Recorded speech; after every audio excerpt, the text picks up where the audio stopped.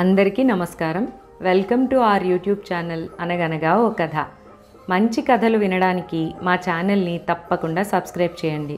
అలాగే మీ friends and ఫ్యామిలీకి share చేయండి. ఇల్లేరమ్మ కథల్లో ట్రిపుల్ ప్రమోషన్ అనే అంకానికి స్వాగతం. చచ్చి చెడి ఎలాగో అలా వేసంకాలం సెలవులు అయ్యాయి అనిపించాం.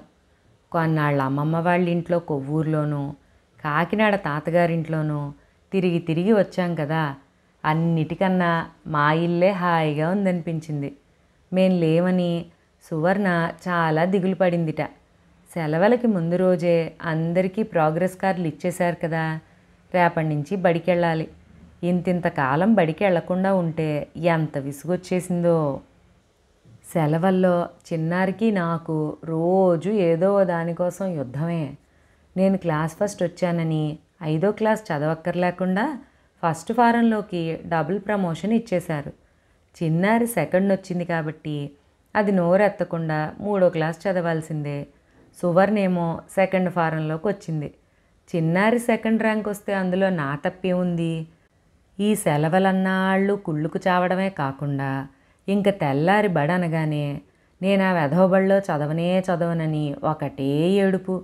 పొద్దున్నే దాని గోల చూసి నాన్న, పోనీలే నీకు చదవాలని లేకపోతే చదువు మానేయ్, 2వ క్లాస్ పాస్ అయ్యావుగా చాలులే అని ఆఫీస్కి వెళ్ళిపోయారు. దీని ఏడుపు విని ఇల్లుగల అత్తయ్య గారు వచ్చారు ఏమిటవుతోందో అనుకుని. వదిన గారు, ఆ స్కూల్లో పిల్లేదో జడుచుకున్నట్లుంది, పోనీ స్కూల్ మార్చకూడదు అన్నారు. ఇది అందరినీ జడిపిస్తుంది కానీ తను జడుచుకునే రకం కాదే. దీని విషయం మీకు తెలీదు. ఏదో ప్లాన్ ఉండే ఉంటుంది దాని బుర్రలో. సుశీలకి డబుల్ ప్రమోషన్ వచ్చి మరి దీనికి రాలేదు కదా. ఇప్పుడు 3 క్లాసులు తక్కువ చదవడం నామోషీట. ఇంకందుకని ఆ స్కూల్కి చచ్చినా వెళ్ళదుట. ఏమన్నా అర్థం ఉందా? ఈ ఏడాది ఫస్ట్ వస్తే దీనికి ఇస్తారుగా డబుల్ ప్రమోషను అని అంది అమ్మ. అమ్మ, నీ పెద్ద కూతురు కొట్టే పోజులు భరిస్తూ అసలు నేను ఏడాదంతా బతికి చదివి పాస్ అయినప్పుడు కదా ఫస్ట్ ర్యాంక్ సంగతి. నే మాత్రం చచ్చినా దాంతో కలిసి ఆ బడికి వెళ్ళను.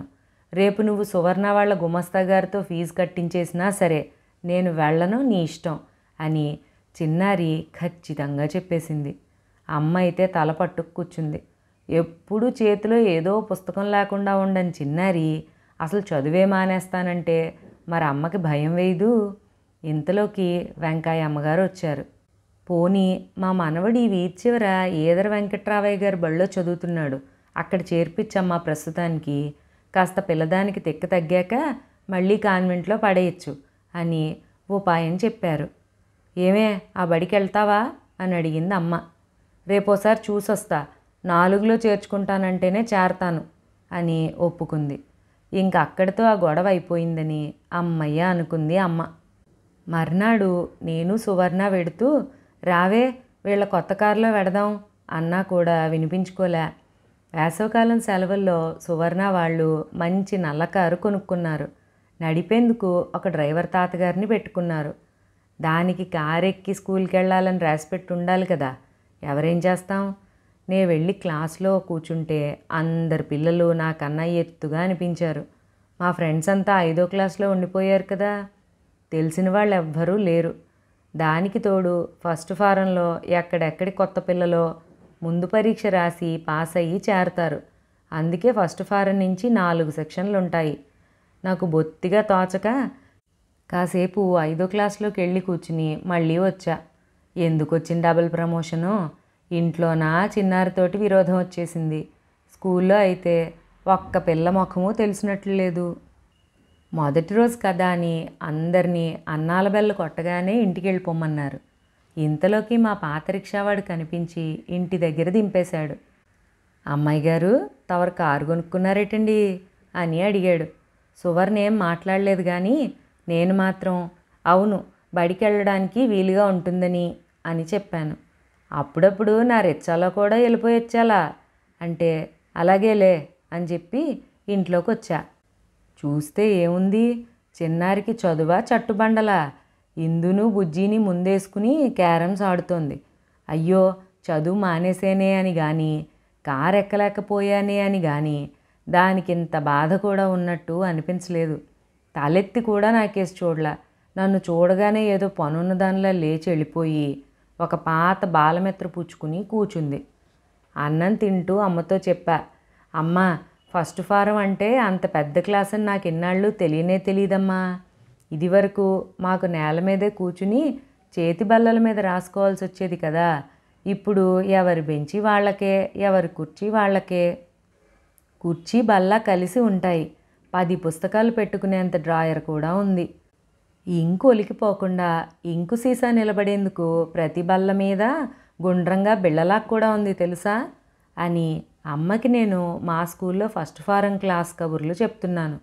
ఏదైనా చెప్తేనే కదా తెలిసేది. అమ్మ అసలు బడికే రాదు కదా, ఏవి చెప్పకపోతే ఎంతకని ఊహించుకుంటుంది. చిన్నారి పాపం తల ఎత్తకుండా విననట్లుగా నటిస్తోంది. దాన్ని చూస్తే నాకే జాలేసింది. ఎంతైనా సొంత చెల్లెలు కదా. 2వ క్లాస్తో చదువాపేస్తుంటే నాకు మాత్రం బాధగా ఉండదు. నాకన్నా 3 క్లాసులు తక్కువ అయిపోయాననే కదా ఏకంగా బళ్ళోకే వెళ్ళనని పంతం పట్టింది. ఫస్ట్ రానంత మాత్రాన మరీ ఇంత పనిష్మెంటా? అమ్మా, వారం రోజుల్లోపు ఫీజు కట్టకపోతే పేరు కొట్టేస్తారట. ఈ శనివారం లోపల దీని తిక్క తగ్గకపోతే ఆ 3వ క్లాస్ చదువు కూడా ఉండదు అన్నా. నాని, నీ విషయం నువ్వు చూసుకో, దాని చదువు సంగతి నీకెందుకు? మళ్ళీ ఏమన్నా అంటే రోజున్నర ఏడుస్తావు. నువ్వేమన్నా దాని గార్డియన్వా అని ఇలాంటి పరిస్థితుల్లో కూడా నన్నే కేకలేసింది. అమ్మ ఎప్పుడు దాని పక్షమే. అమ్మ అంతా ఊరికే పనున్నప్పుడే నాతో బాగా మాట్లాడుతుంది. నేను నీ చెత్త బడిలో చేరనని ఎప్పుడో చెప్పేశానుగా. చెప్పమ్మా దానికి నేను కొత్త బడిలో చేరానని. ఏమిటి కొత్త బడిలోనా? ఏ బడి? చెప్పవేమే అమ్మా. దాన్ని ఎంచక్కా కొత్త బడిలో చేర్పించి నన్ను వెధవ పాత బడిలోనే చదివిస్తున్నావా? ఎంత అన్యాయం. నోర్మై, తేగంటే తేగలాంటి కొడుకు కావాలంటావు. కొత్త బడి అంటే కొత్త బట్టలు అనుకుంటున్నావా రోజు రోజుకి కావాలనడానికి? దానికంటే బుద్ధి లేదు. పెద్దదానివి, నీ బుద్ధి ఏమవుతోంది? మళ్ళీ నన్నే తిట్టడం. అమ్మ చెప్పమ్మా ఏ బడిలో చేరిందో. మన వెంకయ్యమ్మ గారి మనవడు చదువుతున్నాడే వీధి చివరి బడి, అందులో 2 రూపాయల జీతం కట్టి వచ్చింది అమ్మ చెప్పింది. చిచ్చిచ్చి, వీధి బడిలో చేరావా? ఇంకా కొత్త బడి అంటే ఏమిటో అనుకున్నాను. వీళ్ళన్నా నిన్ను 4వ క్లాసులో చేర్చుకున్నారా పాపం, ఇంత కష్టపడ్డావు? లేదు, అలా కుదరదన్నారు.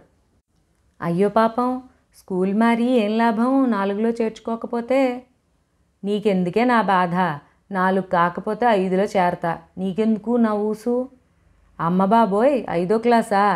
ఏకంగా 3 లేదు 4 లేదు, 5వ క్లాసా? నాకన్నా 1 క్లాసే తక్కువ. నాకైతే గుండాగినంత పని అయింది. నీకన్నా 1 క్లాసే తక్కువ. నువ్వు కానీ ఎప్పుడన్నా ఒక్కసారి పరీక్ష తప్పితే నీ క్లాస్మేట్ని అయిపోతాను. చూస్తూ ఉండు. మళ్ళీ 7 కాన్వెంట్లో ఫస్ట్ ఫారంలో చేరే పిల్లల కోసం పరీక్ష పెడతారు కదా, అందులో పాస్ అయ్యి కాన్వెంట్లో వచ్చే 7 చేరకపోతే నా పేరు చిన్నారే కాదు. ఇది అన్నంత పని చేస్తుందని నాకు తెలుసు. నేను ఇందాకటి నుంచి దాని చేతిలో ఉన్నది బాలమిత్ర అనుకున్నా. కాదు, సువర్ణ వాళ్ళ తమ్ముడు సాయి లేడు, అతనిది 3వ క్లాస్ భూగోళం పుస్తకం. ఒక 10 రోజుల్లో 3వ క్లాస్ పుస్తకాలు, ఇంకో 10 రోజుల్లో 4వ క్లాస్ పుస్తకాలు నావే పాతవి చదివేస్తుందిట. వెధవ ఒక్కో క్లాస్ చదవటానికి ఏడాదెందుకు దండగా అని టక్కులు పోయింది. నిజంగానే అది అన్నమాట సాధించి మళ్ళీ ఏడాది మా కాన్వెంట్లోనే ఫస్ట్ ఫారంలో చేరి ప్రతి పరీక్షల ముందర నే తప్పితే నా క్లాస్మేట్ అవుతానని బెదిరిస్తుంటే అసలు నేననే మనిషిని ఉంటానా? ఏదైనా భరించచ్చు, కానీ అది నా క్లాసులో నా పక్కనో ముందో కూర్చుంటే బతకగలనా? లాభం లేదు. ఇంక నేను చచ్చినట్టు ఒళ్ళు దగ్గరెట్టుకుని చదవాల్సిందే. అదండి సంగతి. మన బుజ్జి ఇల్లేరమ్మ కష్టపడి సంపాదించుకున్న ట్రిపుల్ ప్రమోషన్ వల్ల వచ్చిన ఇబ్బందులు, సొంత చెల్లె శత్రువు అయిపోవడం, ఇలాంటివి మీ చిన్నప్పుడు ఎప్పుడైనా మీ అన్నదమ్ముల మధ్యన, మీ అక్క చెల్లెళ్ళ మధ్యన ఎదురయ్యాయా? చిట్టి చిట్టి గొడవలే, కానీ చాలా పెద్ద గొడవలు ఆ వయసుకి. మరొక మంచి కథతో మళ్ళీ కలుసుకుందాం. అంతవరకు సెలవు.